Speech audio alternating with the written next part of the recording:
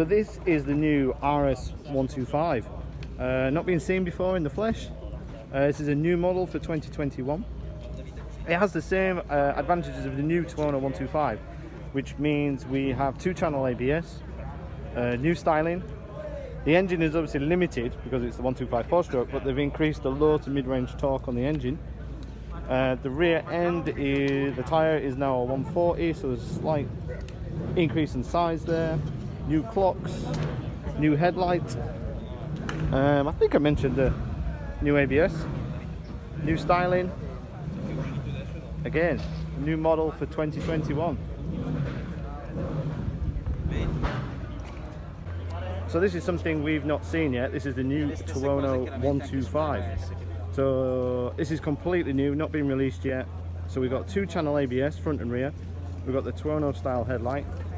So this is all LED, kind of like the Tuono family. The engine has got more torque and Euro 5. The rear end is larger, so we've got a new wider rear tyre. Complete new dash. Excuse me. And as we say, this is completely new for 2021. Impressive.